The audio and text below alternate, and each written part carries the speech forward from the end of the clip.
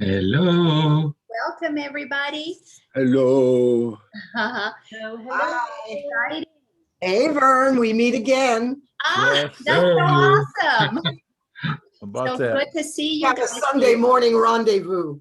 Just about. Christo. Christo. Yeah. Love that. Oh, look at that background. Kathleen. Woo! Vern, you're in a spaceship. Yeah, that's one of my consoles that I operate from. when you come down from, the galactic spaces. Yeah, amongst the pebbles. When he comes down from the mountain. Yeah, to talk to the pebbles. I love it, love it. Oh, all right. So thank you so much for coming back and returning for our second installment of Happy Dream Creators, because today I want to focus on one particular lesson in the Course in Miracles. So if you happen to have your book, we are going to be looking, let's see, it is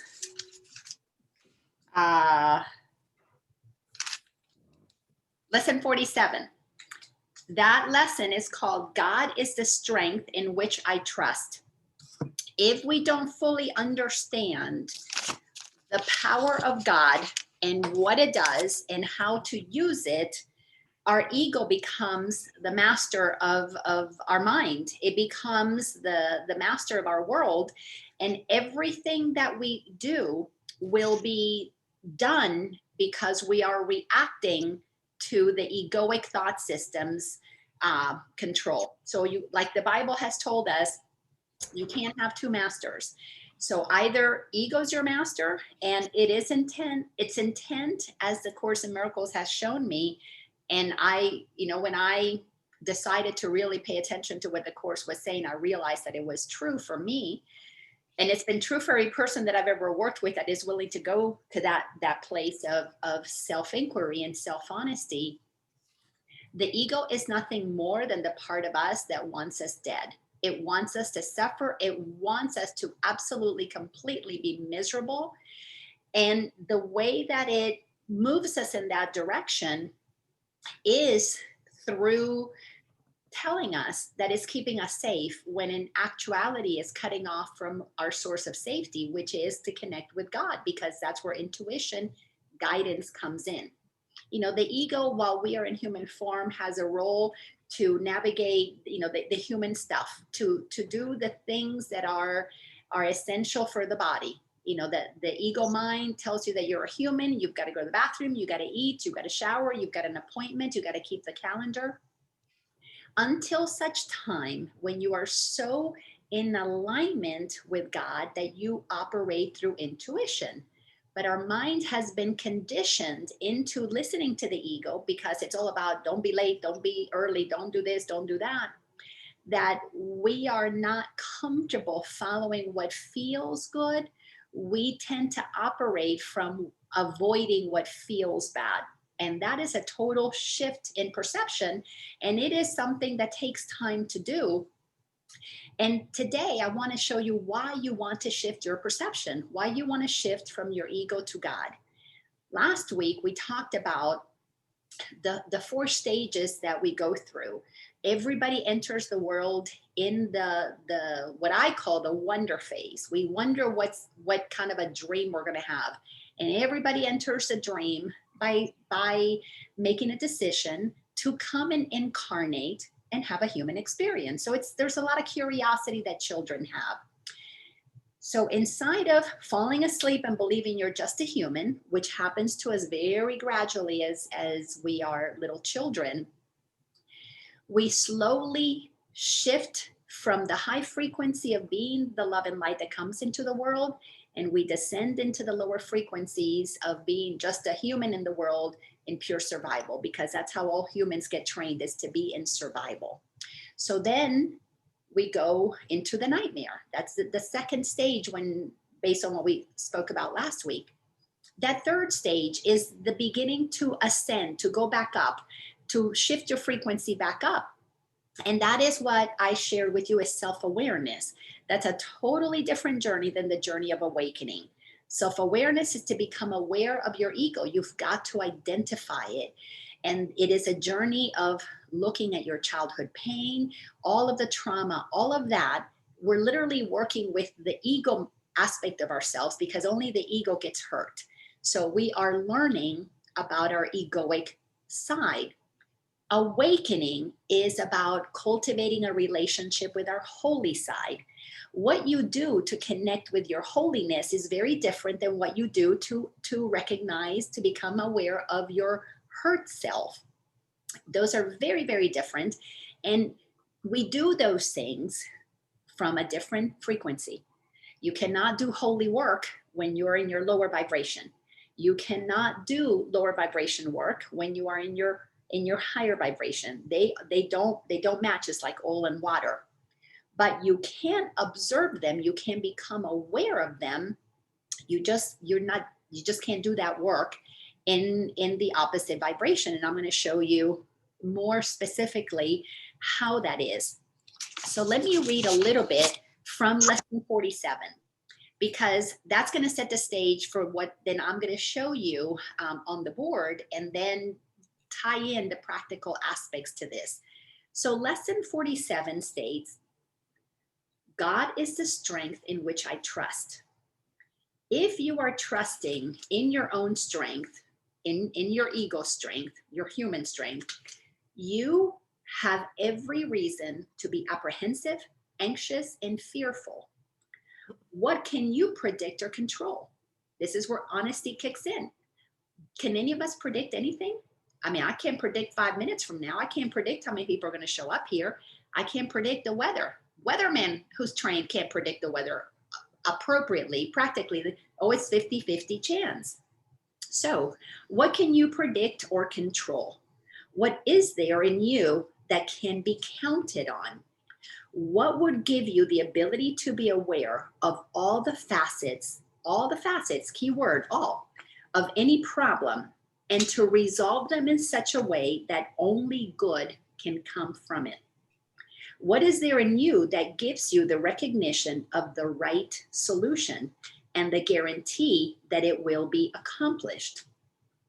Of yourself, you can do none of these things. Really going deep into the Course in Miracles, I had to eat a lot of humble pie because I thought I knew everything. I thought I could predict everything. I thought I could control everything. I thought I knew it all. And the more, I got educated and trained in coaching certificates and this and that certificate, I thought I knew everything. I was telling everybody how they needed to do it. And then I began to realize, I'm just sharing with people where I've been, but I can't do anything for anybody. Because I can't see all facets of everything.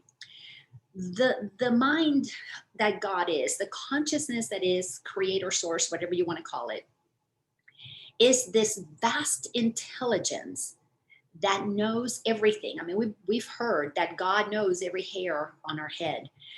That's because there is an intelligence that knows all that is going on because it is aware of itself. It is conscious of all that it is. And all of us are parts of it.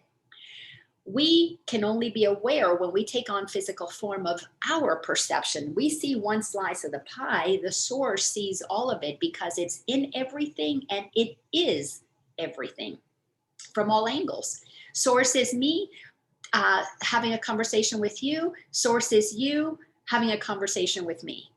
That knows all that is happening. It knows where we're going to be in a minute from now because it knows what desires are getting activated. So when we begin this process of getting really honest, there is a higher power, and it's not higher because it's better than you or above you. It's just what unites you with everything that is. So when you let yourself be one with all that is, you're actually allowing yourself to tap into that source because your ego blocks you from that awareness because it makes you have blinders on. You only know what you know, what was taught to you.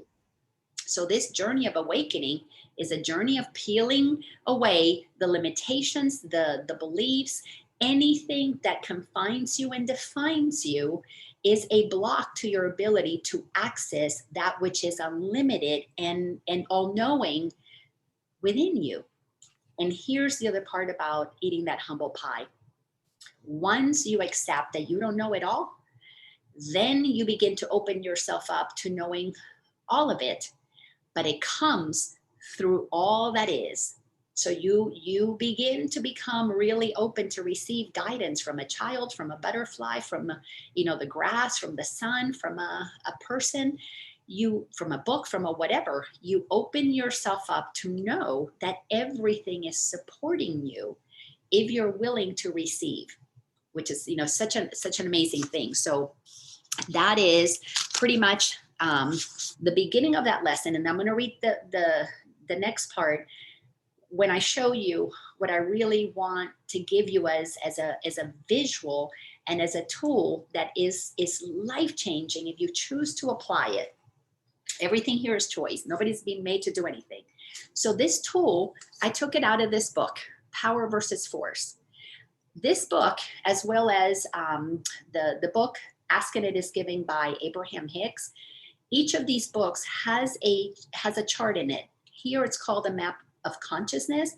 In Ask and It Is Giving, it is called a scale of emotions. If you put them side by side, as I have done, not specifically in what I'm going to show you today, because I'm primarily using this just to keep only one book in reference. But when you combine them, they're almost identical. Slightly different, but for the purpose of what we're using it, pretty much identical. So what Dr. Hawkins wants us to understand in this book, Power versus Force, is that everything calibrates because we're made of energy. So there's a frequency to everything. And what he did was he took the consciousness levels that we operate from, and he calibrated them over many, many years using kinesiology to come up with something that I find extremely accurate. I've yet to find it be wrong the way that I've applied it in my life and with my clients. So I created a chart. I'm going to put it on the board. Just make sure you can see it there. Might not be totally clear to see, but I'll let me see. Let me change the view. Maybe this makes it a little easier. So as you can see, I started with the darker colors at the bottom to signify the lowest frequency that Dr. Hawkins calibrates as the lowest. The lowest frequency of 20 is the realm of evil, of blaming, of being vindictive, of being destructive, and of humiliation. This is when we totally shut down, when our ego's identity gets totally, completely shut down. And then the calibration increases as we move into other realms of consciousness, or as Abraham Hicks would call them, into the next level of emotion, the emotional layer. And as we continue to move through this emotional scale, through this map of consciousness, what happens is we begin to move out of our darkened, tighter 10 stages where we close off, and we begin to move to places like anxiety, denial, into disappointment, which is actually feels better than being in humiliation. And then you can move even higher into what calibrates at 150, into anger, hate, in moving further up into pride at 175. Then you can continue to move up to other levels of consciousness, different emotional frequencies like courage or neutrality or willingness, into the higher calibrating frequencies of acceptance, reason, love, serenity. And then you go to the lightest ones, and of course you can't read them because this is when we're operating from our light. You are so light that you don't even think anymore. You are being what you are. And at those higher levels, we're talking about joy, oneness, peace, where everything is perfect as it is a state of bliss. This is what enlightenment is, and this is pure consciousness, which calibrates 700 to 1,000 in his scale. And I think those numbers is what he came up with. as he was gauging from here to there, and the numbers just turned out to be that way. The main thing that I want you to understand is that if you want to really become enlightened, if you want to reach your highest potential as a divine being, get that book, read it, create your chart. I use it in my classes. I've been using this for 14 years. You move, you see, you stand in front of this and you look at, where am I today? Right now, I am feeling fearful. I am really afraid. Well, what am I afraid of? And you question yourself. I'm afraid that I'm not going to get that job promotion. All right, well, what is higher than fear? Desire. Can I move to desire? Can I pull myself out of fear I'm not going to get it and just bump up into desire? Well, what would I desire instead? This is where affirmations are so powerful. Well, I desire a job that has this, that, and the other. And you begin to affirm, I deserve to have something better. From fear, you're not going to feel like you already have that job, but you can begin to desire it and begin to bring into your mind the idea of it. The idea of it shifts you. The idea of something coming to you shifts how you are vibrating it, because it's higher than the idea of not getting something. Not getting is closed off in lack and loss. Getting something is opening up to receive something, is coming into your experience. So you get into the desire of what you want. Now, a higher frequency is anger. You can move into the anger spot. So let's say you get the call, you don't get that job. You get angry, you didn't get that job. What can you do with anger? You go up to the higher frequency of pride. You know what? I'm going to take pride in myself. I didn't get that job because probably it wasn't the right one for me. What was it that I desired? Well, I desired this, that, and the other. Notice that desire is lower. Only the desire that is egocentric is lower, because it's about me. It's about what can I get. But there is a desire that is higher, which is when you move into the places of hope, of optimism. Now it's a desire that comes from a sense of worth. I deserve this. It's not a desire for me. I need to get this so I can pay the bills, which is what this desire is. But it's a helpful desire because it moves you up. Now, when you go into a place of optimism, you are aligning with, you know what? I am really hopeful that this company is going to see my value. I'm going to help the company. I'm going to bring value to the company. When we move to these higher realms of desire, it's about our place in the whole, where this is about, what can that fill a hole inside of me? What is empty in here? I got to get it to give me something. Well, if you get angry that you didn't get that job and you activate the energy of anger, begins to get you to move to the next level, which is pride.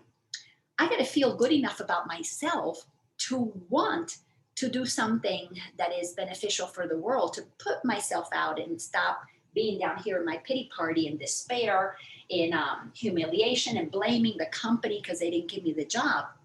You move yourself to the next level, and you cannot really move out of the levels of where the ego operates in primarily until you hit pride, because it's one of the things that I absolutely love about if you take that book, Power versus Force, and you really study what it's telling you.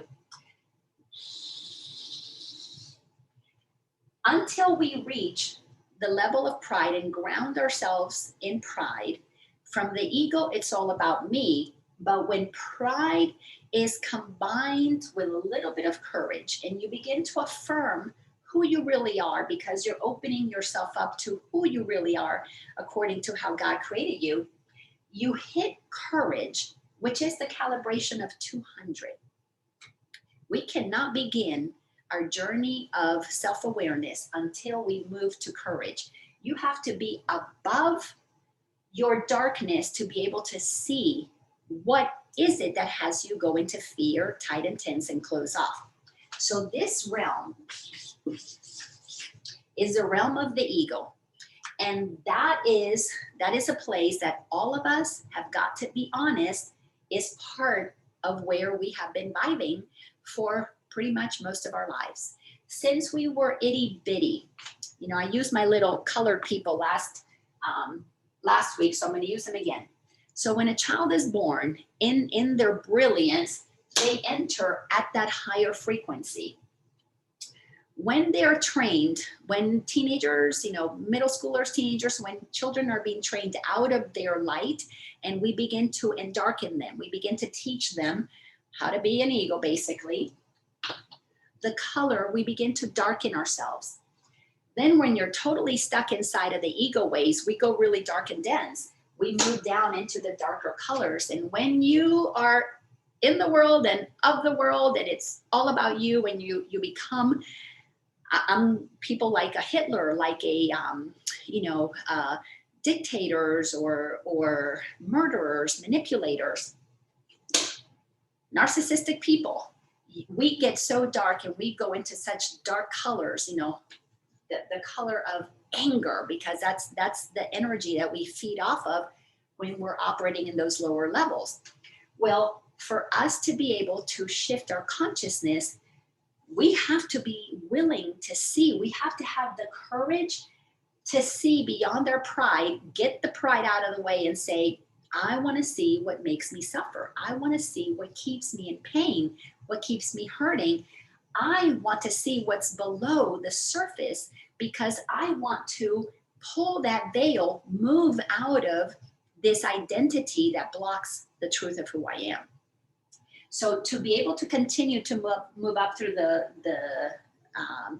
map of consciousness, you've got to get yourself to a very important place. And until we get to this place, we really cannot begin to do the deeper work. And this is one of those places that is very challenging. And that's the place of neutrality. Neutral means you're no longer seeing the world the way the ego sees it. And the ego only sees the world as right or wrong, good or bad. That's it. It only knows plus, minus. Everything is good or bad, and it puts it into categories that everything gets divided, because that's what duality is, into two things, a winner and a loser, good, bad. That is where judgment comes in. The ego is all about judgment because it judges good or bad, right or wrong. To be able to move into the realms of our soul, spirit, if you want to call it that, our true authentic self, we have to have the courage to stop needing to be right, to go into neutral, stop judging. It is what it is.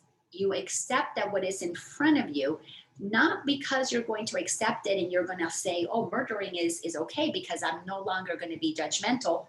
I'm in neutral and I'm spiritual. It is a level of maturity that says, well, we just finished reading, I cannot possibly know everything. I cannot say that what happened is wrong because I don't know the bigger picture. When we go to neutral, then we can shift it into willingness. This is the place where we have to enter into this section to really begin to do the work that allows us to be willing to look at what's happening and recognize that there is a reason everything has happened. Because you begin to open up to the polarities of energy. You begin to realize that for this light that you can't see here, for it to have a human experience, it has to get pretty dark and dense and show itself. And what this journey is about is seeing how dark we can go when we disconnect from the truth inside of ourselves by believing the ego. That's all the ego is a veil. It's a block to seeing the truth, because we see from our very judgmental perspective that categorizes everything into right or wrong based on the experiences that we've had. We can't see anybody else's experiences. We haven't walked in anybody else's shoes.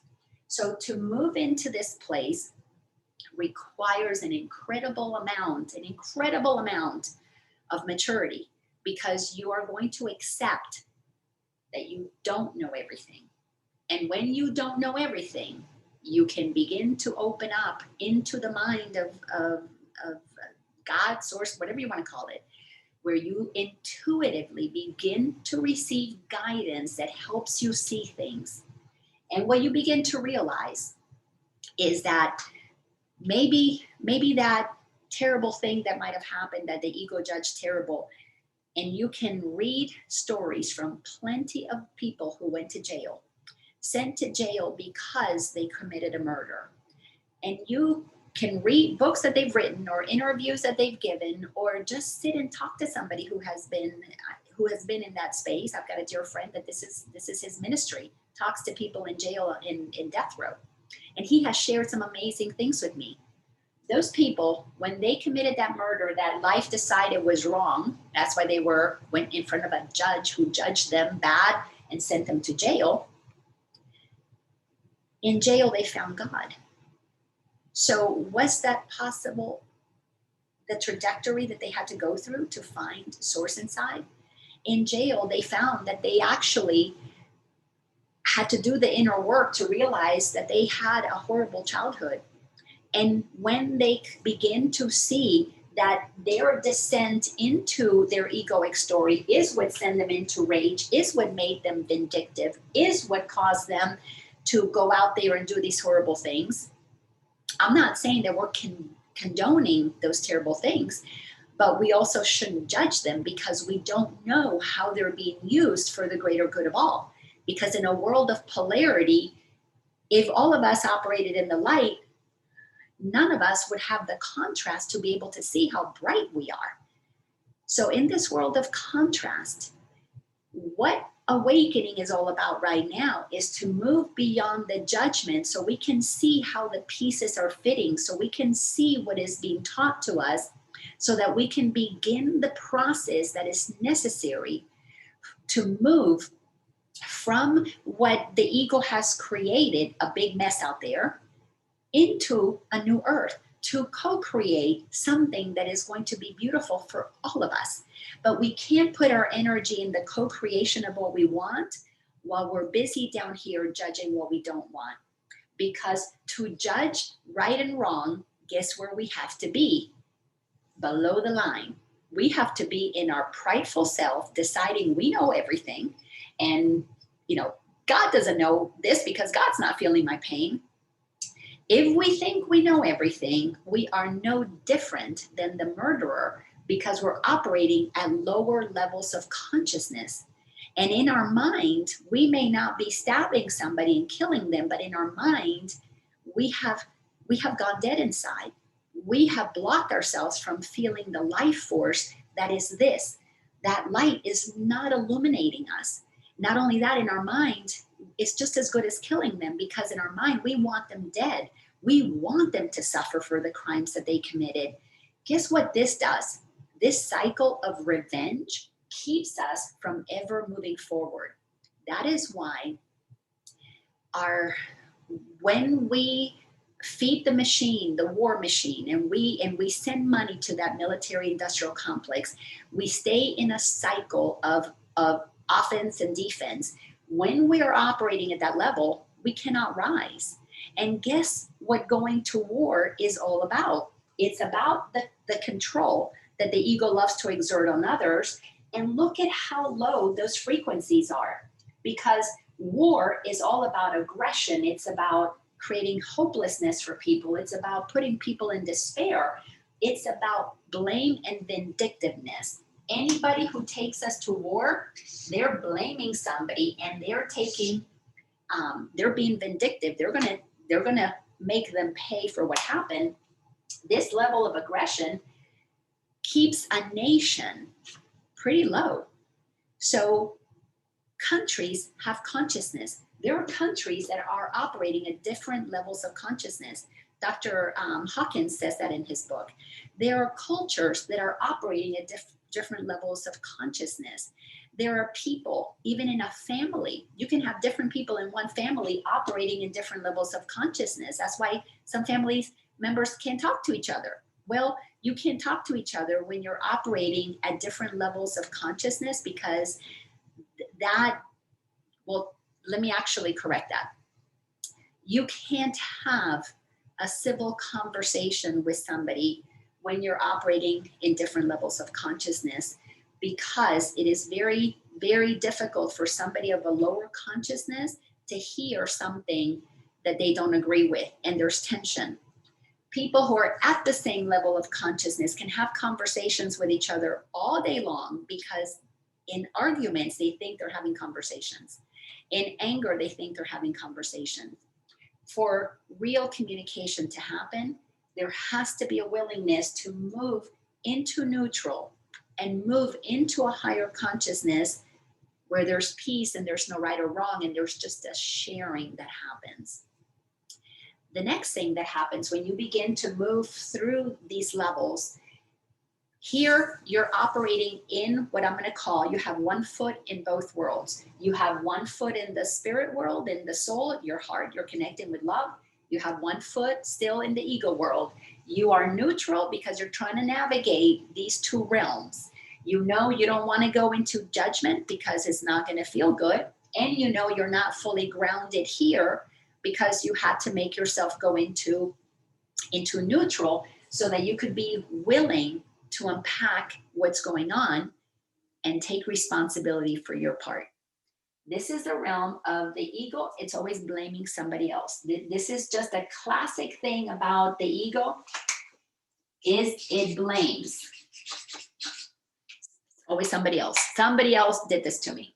To move into the level of acceptance is not just to accept what is to accept that I can have an experience about it that can be aligned closer to what God is experiencing. That means I'm accepting it, taking the judgment off of it, and I'm coming closer to move into a place of harmony with all that is through the process of forgiveness.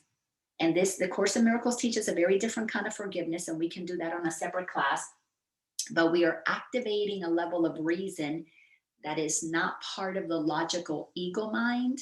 The logical ego mind is very linear.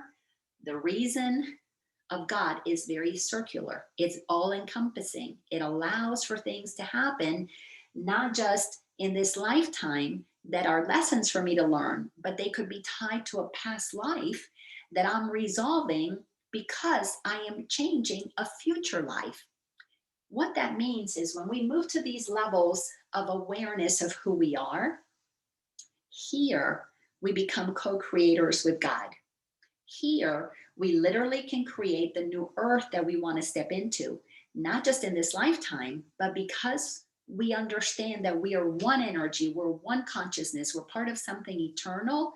We are literally creating a world we're going to reincarnate into.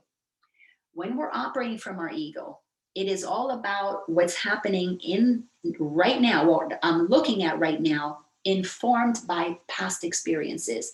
The ego can never, ever, ever do anything that is not past based. That's why you can't solve a problem with the same mind that created it, because a mind that creates a problem today is a mind that got informed yesterday, day before yesterday. It's bringing the past with it. It doesn't have room for anything new because it's repeating, regurgitating. It's like a Xerox machine doing the same old thing, expecting different results. We have to go through these different levels of consciousness to begin to change how everything is going to be for not only ourselves, for the future, for our children or our grandchildren. But when you understand the circular nature of God, we're going to be our own grandchildren, our own great-great-grandchildren. So doing this work is about paving the way for where we want to go. A high consciousness humanity does not hurt one another because we're working together to create what it is that we all collectively want to experience. A world that is run by ego consciousness, lower consciousness, are destroying together because they only know lack. There's not enough. They're not creative. Everybody's fighting for the piece of the pie. This higher consciousness knows that if you want more pie, bake it, make it. Your desire, you're in such optimism, there's no end because our mind creates our reality. Here, the ego blames the other person taking my pie. Here, You want more pie, you make it. There's no end, there's no limitation. But to get to unlimited thinking, you can't do that with a mind that is limited in its ability to think, because it only knows what it knows. And when you're right about what you know, there's no room for anything else.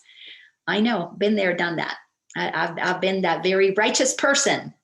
And like I said, this is a journey of becoming quite humble. And when you become more humble, you begin to realize that you have access to so much more. So it just, everything expands. It has to, because you are leaving the limitations of the known and opening up into the unlimitedness of what can be.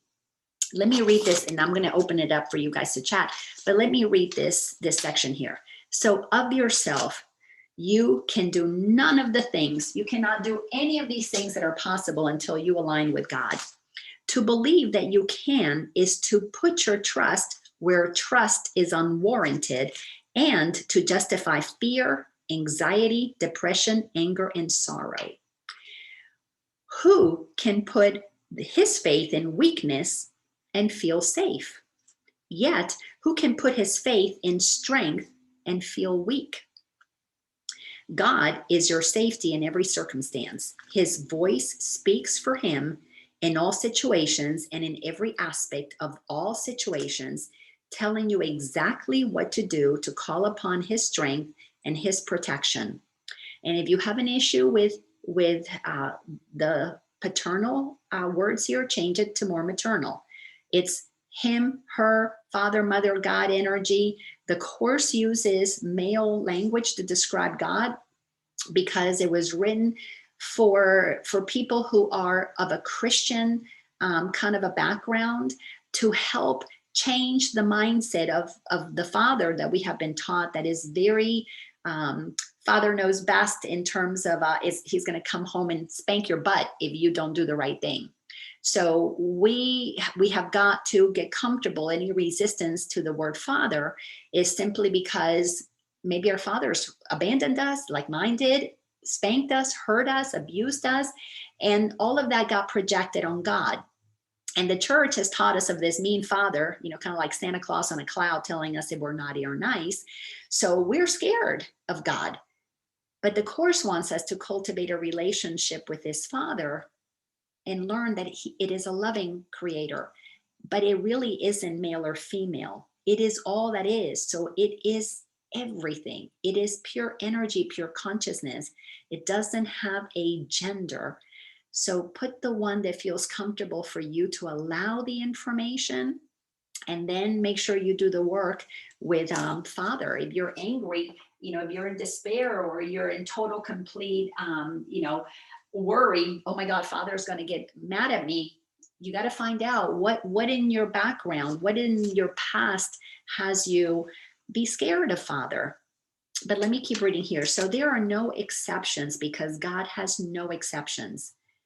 And by this, it means the protection that you have, the feeling of safety that you have here is guaranteed just as much as the feeling of unease and fear is guaranteed down there. There are no exceptions, because it's energy. If you go into the light, you're going to feel good because you're going to be free. If you go into the darkness, you're going to feel bad because you're going to be in bondage. This is a shutting down. This is an opening up. It is consistent for everybody. Nobody here is going to feel contracted. Nobody here is going to feel expanded. Absolutely, completely consistent, no matter where you are. There are no exceptions, because God has no exceptions. And the voice which speaks for him thinks as he does. Today, through this lesson, we will try to reach past our weaknesses to the real source of our strength. Past our weaknesses is our fears, where we feel like we're all alone and we've got to do this all by ourselves. Course in Miracles wants us to understand not only how powerful we are, but that our power comes from a very consistent source, that when we begin to understand how it operates, in its lightness, it is open. Little by little, as children get conditioned, we begin to close down until we begin to create a very small idea of ourselves. And if we go into places of a lot of power and we go into places of power and a lot of money, we become tyrants. That's just the way that it is. It's just the way that the game gets played out. When you understand energy, there's nobody to blame. There's just an awareness that kicks in that allows us to be the change we want to see in the world. So let me stop there. And anybody who has thoughts, comments, I want you to share those with us so that we can all benefit from your wisdom. And if there's anybody with something specific that you would like to work through this, so I can show you how to use that scale to free yourself from anything that might be upsetting or uncomfortable or whatever it is. And you don't have to go into the whole details. You can just say, Laina, right now I'm feeling, disappointment or whatever it might be, if you want to do that. Maybe just explaining it like that was sufficient and you can do it yourself. Yes, Carmen. So a couple of things. A couple of years ago, somebody had encouraged me to use the word harmony and look at the harmony. And I love how you placed it on here, because I was so ingrained that I had to be Wonder Woman and I had to do everything and be everything to everybody. And that was where I thought I had to have balance in my life. So I'm assuming balance would be on the ego side. Okay. Well, balance is internally to find balance between your divine self and your human self. Because on this journey, we are dealing with a lot of people who have no idea that they have a divine self, who have no idea that they even have an ego that is running the show. So when we move to the place of harmony in ourselves, we begin to activate the compassion that is necessary to maintain our inner balance while we're dealing with a lot of people who are off balance. Got it. Really off balance. Got it. This is a journey. The reason, this is a journey that nobody can take you on. You got to go by yourself, is because this is about managing the energies inside of you that have been off balance. Yeah. Yeah. And I love, you said it earlier, how like if you're in one space and someone else is in another space, you really can't have those conversations. And that's what I've been experiencing a lot of, because I'm in a whole different place than some of these other people. And I couldn't figure out my frustration. And now I know why. So thank you. Absolutely. And I didn't place harmony there. Dr. Hawkins did. So as we move into higher states of consciousness, in the beginning, we don't get here and arrive there. It could very well be that in the morning you're here, midday you're here, in the afternoon you're here, in the evening you're here. Sometimes 5 minutes can shift where you are until you balance yourself and you stay very consistent. Got it. For me, I stay very consistent. Now, that's 20 years of practice. But one of the things that the Course is very clear about, everything is either love or a call for love. Mm-hmm. So we cannot be compassionate with others until we have moved ourselves. You can't really do it here to be compassionate with others. Here you're working on yourself. You're making yourself neutral. It is here when we move to acceptance and forgiveness that we can have compassion for others. That's a pretty high calibration. I forget exactly what Dr. Hawkins said, but humanity as a whole calibrates down here. So that's a huge jump to change our mind into compassion, into understanding that there are no bad people. There are divine beings doing bad things because they're hurting inside. Yep. Nobody who is happy hurts other people. Yep. That's why we don't have Buddhist terrorists, because they've achieved a level of happiness, of joy in their mind. They're not going to give up their joy. They would have to climb off of joy and go down into the bowels of hell to create suffering for others. Yeah. But people who hurt others are calling for love because they need somebody to see that love in them. And only as Jesus did, Martin Luther King Jr., When you see the goodness in everybody and you are letting them know it is in you, that's when we begin to affect a change here by reminding them of what's already in them. They just don't have access to it because the mind is too busy. Yep. When you begin to tell them, it begins to activate a resonance that potentially they might hear someday, and then have those conversations. But you got to be in harmony with yourself before Yep. we can do that. That helps a lot. Mine is consistency right now. Yeah. Yep. The consistency, yeah, that's mastery. Yep. Applying it, walking the talk is so important. And it's really difficult to be consistent while we're doing our own internal work, because our internal work is we still have one foot on both sides, and our internal work is about me not reacting. So it's very difficult to be consistent because we need the reaction to show us where we're off.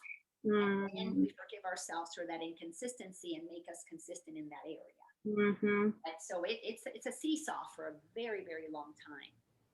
Very long time. Thank you. Absolutely. Great comments. I love that. Laina, I've lost a lot of your volume. Is anybody else having that problem? It's like your volume went way down. Oh no. Is that higher now? Maybe I'm getting a little closer to the computer. Keep talking. Okay, I'll keep talking. I hope that maybe that makes it better. I've got my volume over here as high as it can be, and let me see.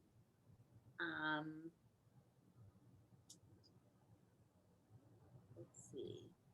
I noticed it happened on the last call as well, so I don't know what. Tell me And if then it it's like- sound a little louder now. I switched microphones inside the system. Yeah, you were fine while you were presenting, and then when you took the first question, your volume went way low. Oh, how weird, because I haven't changed a thing.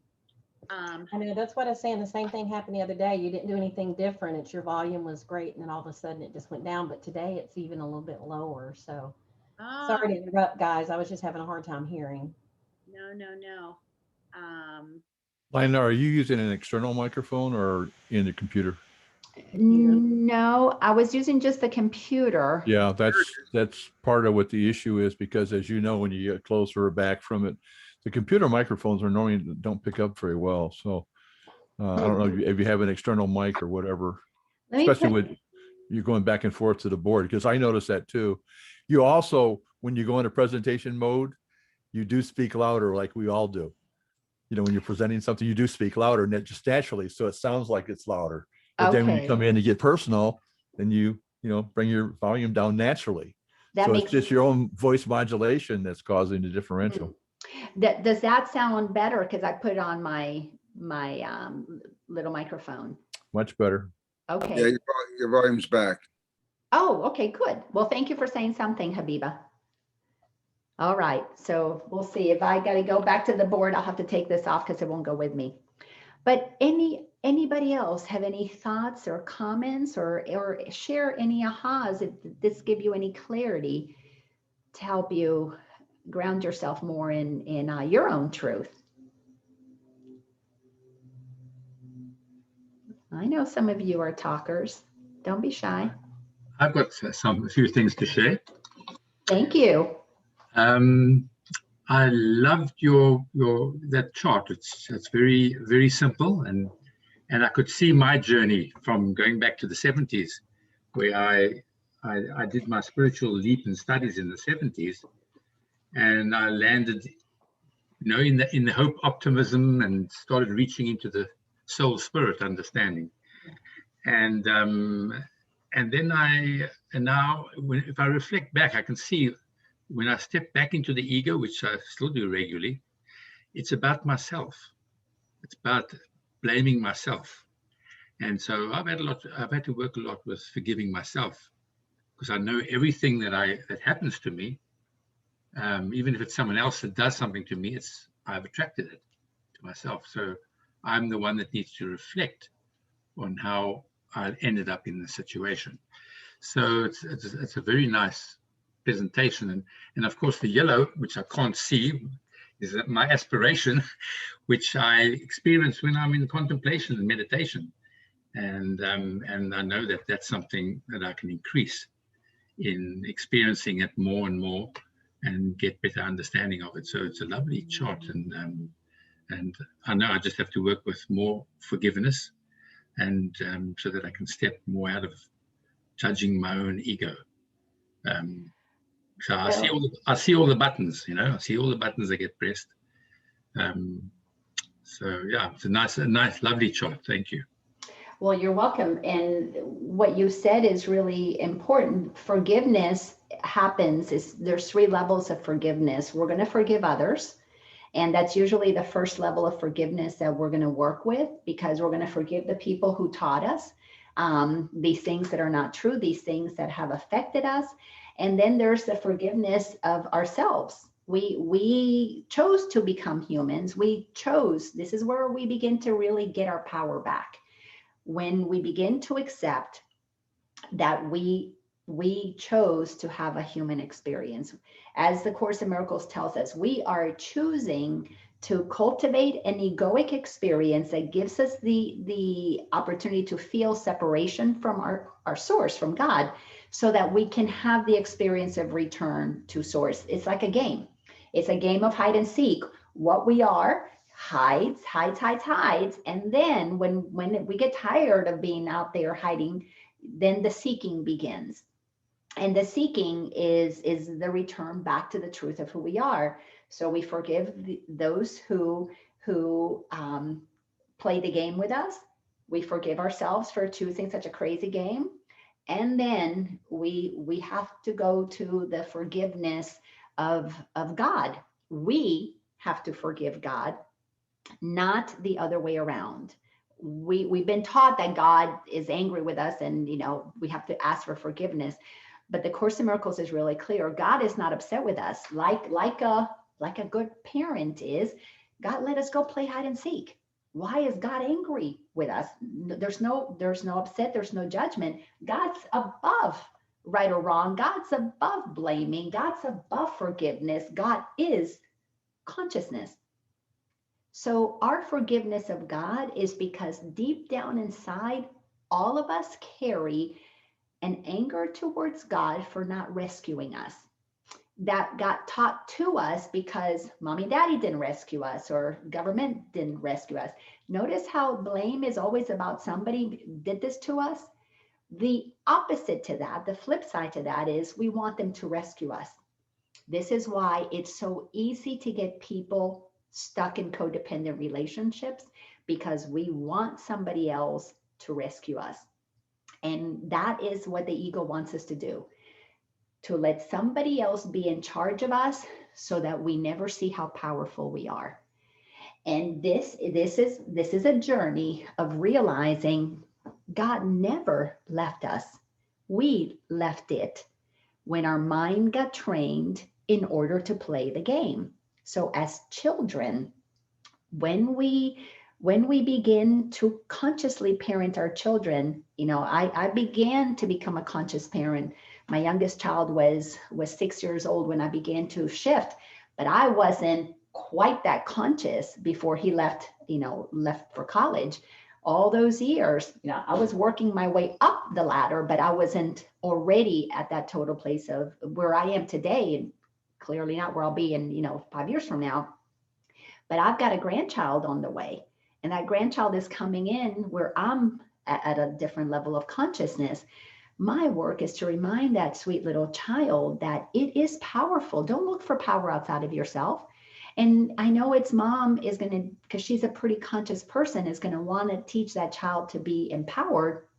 But at some level, that child is going to say, Mommy, it's your job to make me happy, because you're the one who gives me clothing and feed me, and you keep me warm, and you take me places, and I can't do anything without permission. So it will little by little abdicate its power to its parents, and then to the teachers, and then to the preachers, and then, well, my daughter's not going to take him to a preacher, but society teaches us about God out there somewhere.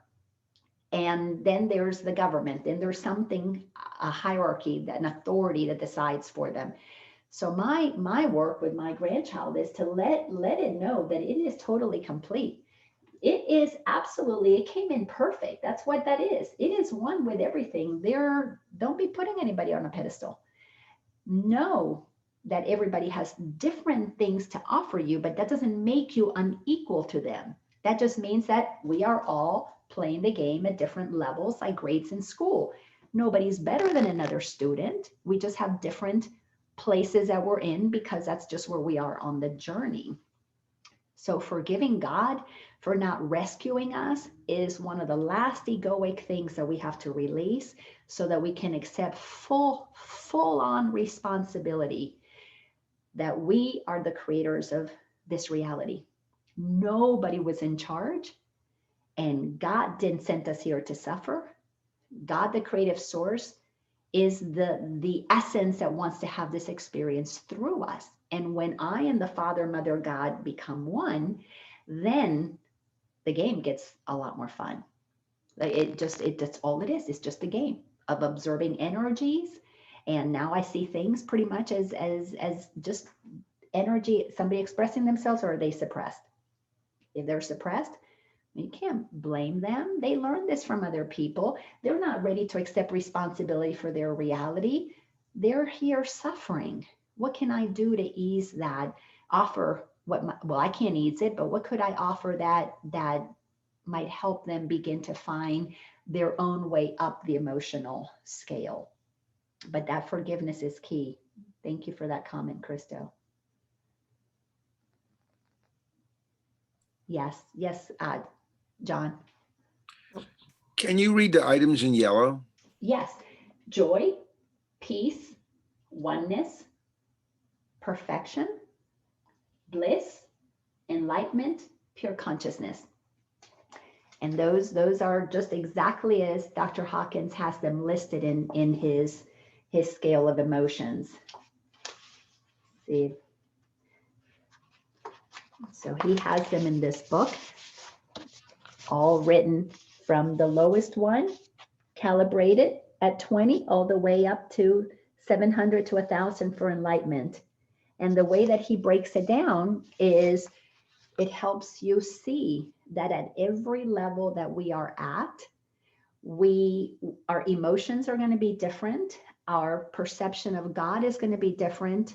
Our view of life is going to be different. And how we deal with things, how we process things is going to be different. So understanding where we are calibrating is really important, because lots of people have these beautiful spiritual experiences and they go up here and have moments of transcendence, be it through a meditation, through a walk in nature, through just a spontaneous experience. That's what happened for me. I had this spontaneous experience, and then all of a sudden everything is shown to me, and I get this encounter with God, and I'm up here for that lasted, I don't know, maybe a couple of weeks. But then my level of consciousness was down here. I went back into my world, and I went back into my fears and my anxieties, and my mind was altered. My heart totally, completely opened in a way that nothing had opened it like that up until that moment. But my consciousness, my way of thinking was still down here. So I had to move myself up this emotional scale, work through beliefs, work through my emotions, all the while knowing that this was accessible. And something that people on spiritual journey do, we come at it from two sides. We come at it from the intellectual head side, and we learn all about spirituality, or we have a feeling experience. And both of those are important and necessary, but until we bring the two together, until the head is in service to the heart and we're wholehearted, we're operating in off balance. This is why really intellectual people who have spirituality in their head, I was one of those, can seem really harsh and demanding and know-it-all, intimidating. And people who are all in their heart are like, you don't have a conversation with them. They're all mushy and, they're all rainbows and butterflies. I mean, they're absolutely, there's no substance because they haven't done the work of integration, and integration is necessary for transformation. So the understanding this is key, because anybody who, like me, I knew what I had experienced. So in my head, I could tell you what I experienced, but my emotions were still in fear or in anger and resentment. So if I'm telling you about God while I'm in anger and in resentment with something you did, how efficient is that going to be in convincing you that you want to come to know God when they're just watching you be a bully, a spiritual bully? I used to like to call myself, I had a spiritualized ego that was definitely a spiritual bully. And that's just part of the journey. We got to clean up our own bullshit. And again, I love Power versus Force because it gives you a chart to see it and just call yourself out on where you are. But the Course in Miracles keeps it simple. It's either love or it is fear. You are aligning with God, or you're listening to your own mind. So it keeps it super, super simple. You're choosing one or the other. You're expressing love or you're calling for love. And here, those levels of pure consciousness and enlightenment are inside of us. It is what we are. So we're never achieving something. You got to go, get enlightened. It is about letting the light for we are shine. These are the only ways that we block it. So it's always an internal job. Thank you. Yes, Miss Lorelei? I just have to share something because this happened today. And this is kind of one of those, I would put this under the umbrella of a celebration of working with the Course in Miracles. To make a long story short, I have bioidentical hormones, and I just got my blood work a couple of weeks ago and called the office today and so I'm talking to the doctor, and he's telling me about numbers, and he says, well, and if it's genetic. And I said, well, Dr. Diaz, I don't choose to. I said, I'm kind of defying my genetics because I'm under no laws but God's. Good for you. I'm channeling Laina. No, but and I had the most adult conversation that because I was all apprehensive, all ego stuff. It's numbers and this and that.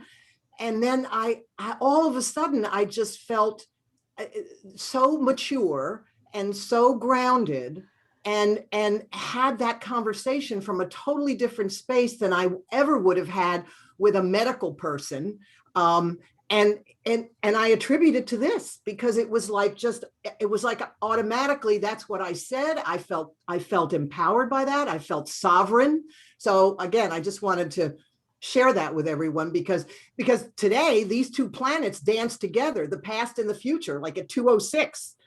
So I really got to have that experience for myself because I had a conversation with someone saying, well, you come in with that and that's your family. I said, I'm not choosing to believe that anymore. Anyway, just wanted to share.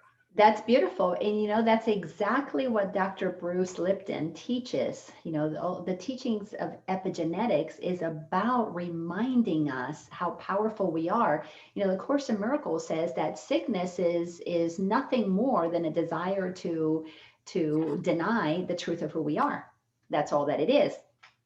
All of these denser states of consciousness create the density necessary not only to create a body. You can't create a body if you're in pure consciousness. The body begins to be created when you make the decision to enter the realm of consciousness, and then we begin to densify. We move out of what is one with everything and have an experience of two-ness, you and me, and then we enter into the density, and our thinking creates what we experience. And that's one of the things that is so challenging to really shift, because many of us, I know I did for a very long time, say I create my own reality and I needed you to change. Well, if I create my own reality, why do I need you to change? If you're behaving the way you're behaving, I must have created you in my reality. So why would I want you to have power to change when I need to change over here how I experience you? Well, when we can come in here and really begin to take control of our thoughts and see how impure they are, and impure not because they're bad, just they're not the pure thoughts of a child. This is why we have to become like a little child to enter the kingdom of heaven. We've got to go back to our light. At the very least, we've got to lighten up enough to have some level of curiosity and a state of wonder. But you cannot wake up when you're full of endarkenment. And where does that go? Right into the body, into density, into the aging, into the sickness, all of those things. And until we realize how powerful we are, we will continue to go to external sources for healing, for well-being, for whatever. Not that that's not okay for us to do, because if we are somewhere even here, we're not going to give up everything. We came to play the human game. We don't have to give it all up. But what is necessary for us to shift is that if we go to get a vaccine, or we go to the dentist, or we go for surgery, or we go to the health food store, we recognize that we're going out to get something. What consciousness are we taking with us? Can we find God in the food? Can we find God in the vaccine?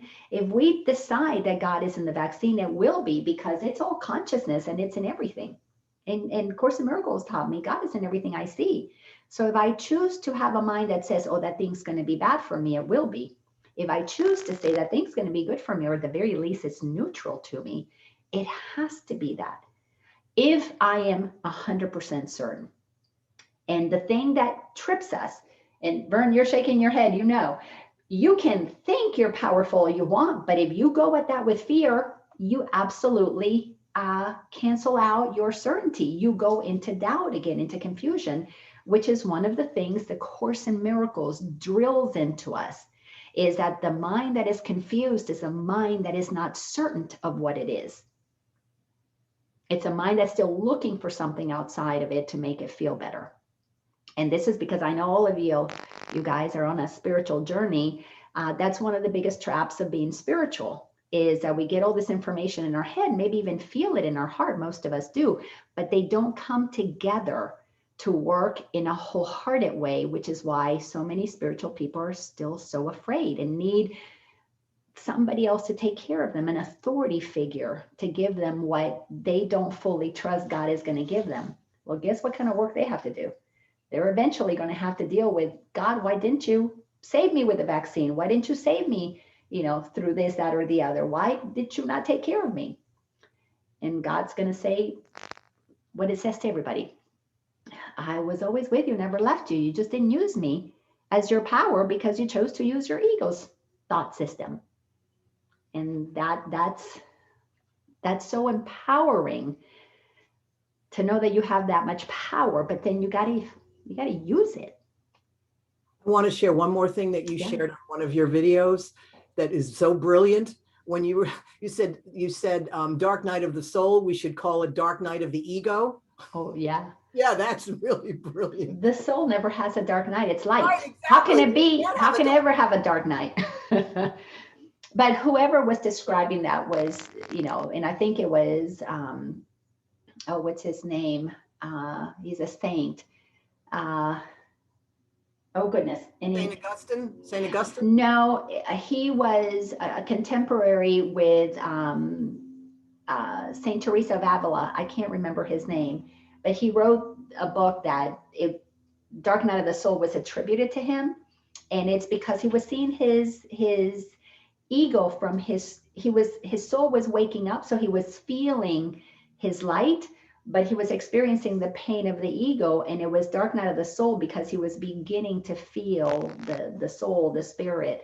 And yeah, you do begin to feel it, because that's the only thing that gets you through and it's not dark night, it should be dark years of the ego, or decades, dark, lifetimes. So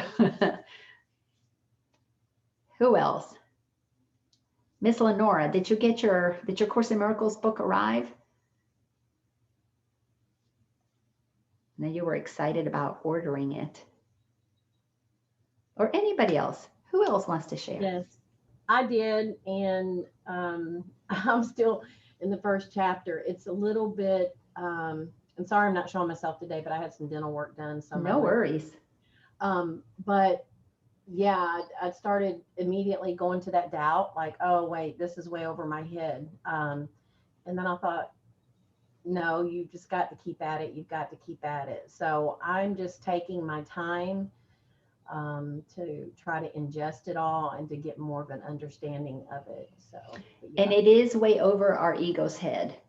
Our ego can't wrap its mind around the Course in Miracles because it is 180 degree from what the ego tells us is true. So yes, the ego will not let you wrap your head around it. So you have to persevere. I'm still operating in a lot of ego then. That's all right. We all do till we don't. It's no big deal. It's no big deal. And the ego really is, when we begin to treat it like that little child that it is, it's our most immature aspect. That's all that it is attempting to control the world from a very immature, wounded place that typically happens sometime before the age of 10. So when you can become compassionate with your ego, you will have a much better time at understanding it. Me trying to be in control, never, right, Lorelei?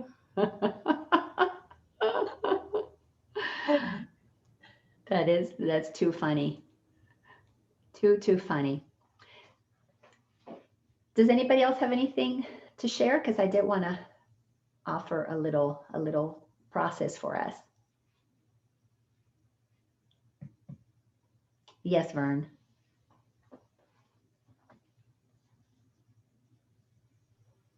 Got to take the mute off.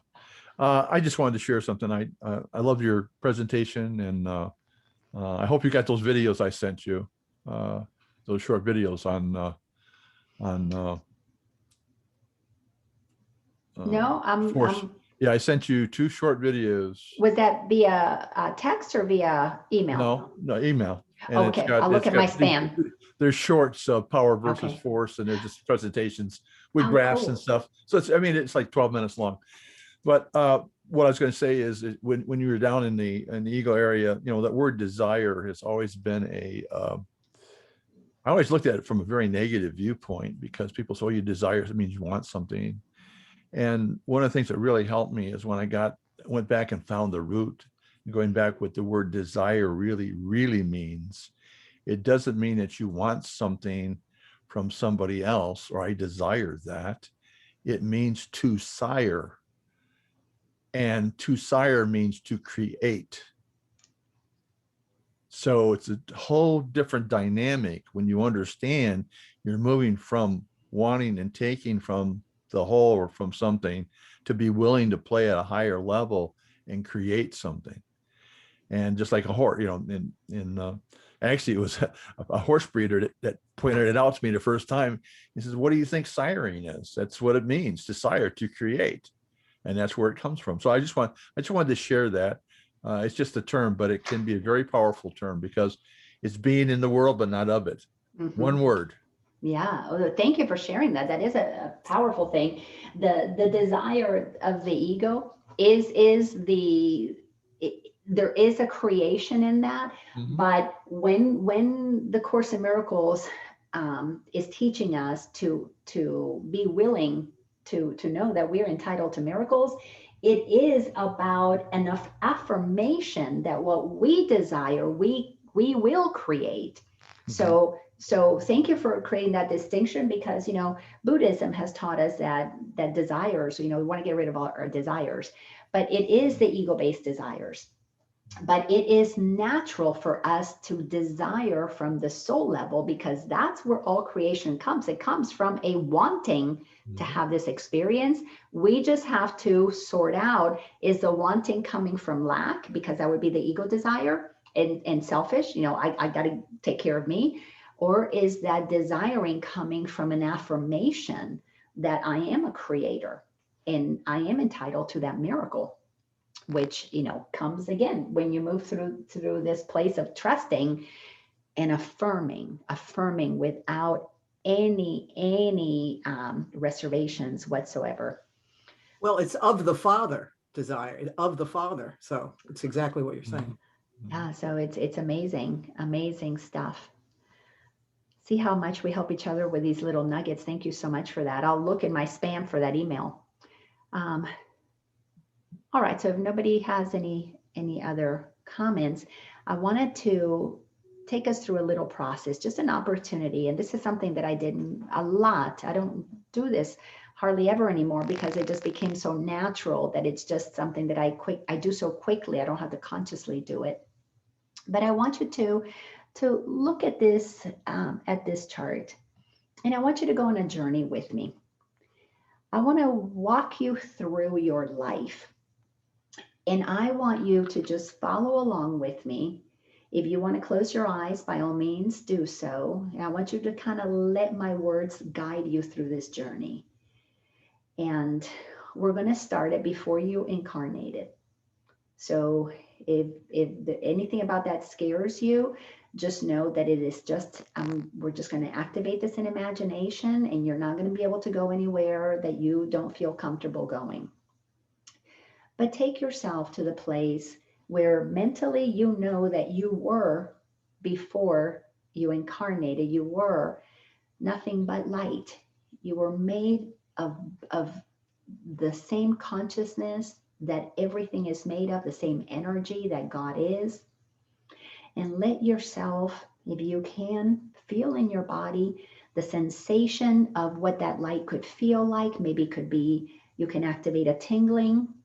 Imagine confetti inside of your body, or each of your little cells dancing, and allow those atoms, molecules, all those things that are inside of you just to bubble effervescence of what light might be. And when you can feel it in your body, or at least sense that it is true, even if you don't feel it fully, but your mind is comfortable with the idea of it, let yourself, in that state of oneness as light, let yourself feel as expanded as you possibly can. Like whatever it is that you sense is the light that you are, deliberately stretch it so it goes to infinity, however far you want to take it, and feel that expansiveness. And when you can feel that you're totally expansive, just notice how there is no separation from anything, because you are everything. Inside of that light, all that can possibly be is there. And notice how that light, if you are feeling it, is in you. You couldn't be feeling something that's not in you. If you're not feeling it, but you're imagining it, you're giving permission for the feeling to come to you once you get comfortable with that imagination becoming reality. And as you feel that light, I want you to make a decision that you want to have a human experience. You want to leave the realm of expansiveness like that, and I want you to imagine yourself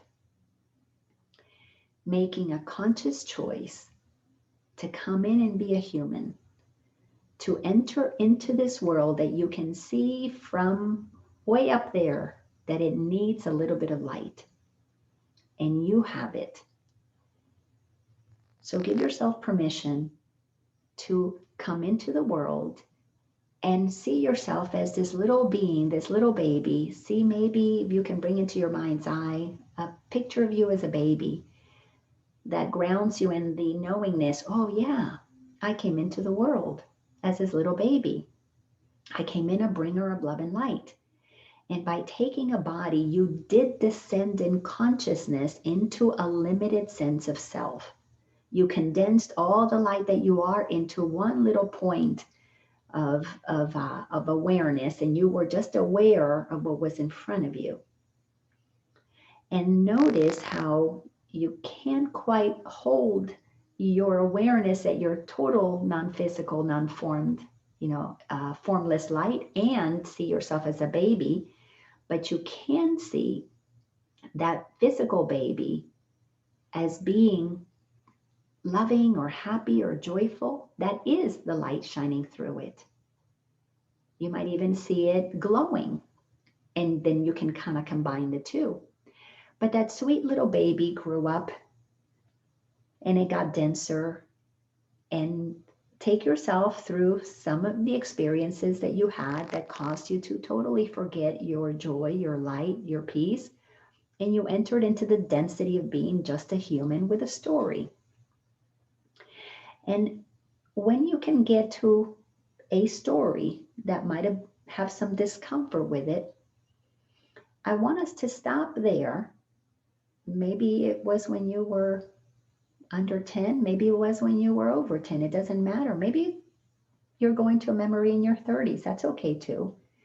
But wherever you land, where something happened that was uncomfortable, I want you to remember the light that you actually are. And I want you to take that light and wrap it around that you that had an uncomfortable experience.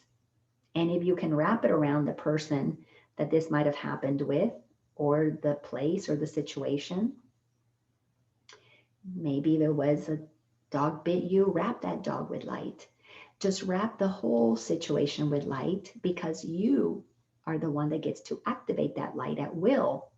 When you become conscious that that's what you are, that is what expanding our consciousness is all about. Consciously choosing to activate the truth of who you are. And let yourself feel the power of calling forth the light that you are. Let yourself have the experience that you are accepting the truth of who you are, while at the same time are embracing the limited sense of self that chose to have this physical incarnation. And when you feel complete with that, like you see it, you experienced it, you see that you wrapped it up with light. And if you can't quite go there, that's okay. Everything is okay. I want you just to practice the forgiveness that the Course in Miracles says, the way that I've interpreted it. And it's just simply a very childlike, you know what? I forgive myself for having forgotten that I am the light. I forgive myself for having forgotten. Wow, I came in, bringer of love and light, and in that instance, I forgot to shine my light. And now with joy, let yourself know, oh, I can call the light forth anytime. And when light and love and joy and peace are all one for you, to experience light, to experience love, to experience God, all you have to do is say, I am that. I am that. I am. Because we are that light. And waking up is the calling forth of that light, so that we are the ones who bring the love that this planet is so in need of. It doesn't need any more judgment. It needs loving, tender, joyful souls who can forgive. And when we practice forgiveness that way, just forgetting that we have the light, then our work is just to play in the joy of being the light and become like a little child to enter the kingdom again that you never left, but you enter it in your consciousness, in your mind, you return to that joyful place. So when you feel complete with that, just bring yourself back to where we are, knowing that the light is always in you. And that little child that got hurt, that person that got hurt, is just a memory in your mind. It's not who you are, it's a memory. And at any point, you can activate the light, the love that allows you to forgive whatever has happened, as a recognition that in that moment that you felt not so good, is because you dropped down in consciousness. You forgot you could stay in the accepting place or a neutral place, and you descended in your own mind. Your mind went down into the darker places. of thinking you're less than the powerful being that you are, and you had an experience, a reaction.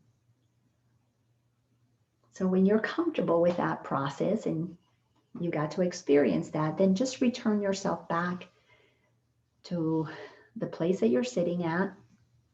When you're comfortable, open your eyes and look at the wonderful Zoom screen in front of you. And then look at all of these beautiful beings, be they live or Memorex with a picture or a dark box. You can still know that there is a soul, there's a light on the other side. And as you gaze into these beautiful beings, know that just like you, I am a bringer of love and light. Just like me, you are a bringer of love and light. How much of that do we remember or not is the only thing that makes us different. It's the only difference. How much of our light are we consciously emanating? And that doesn't make us right or wrong, good or bad. It's just how practiced are we at turning up the volume, turning up, the dimmer.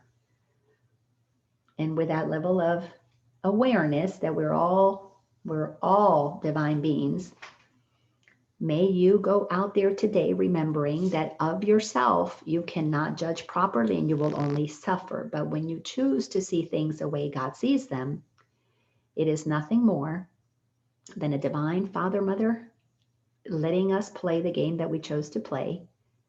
Nobody gets in trouble.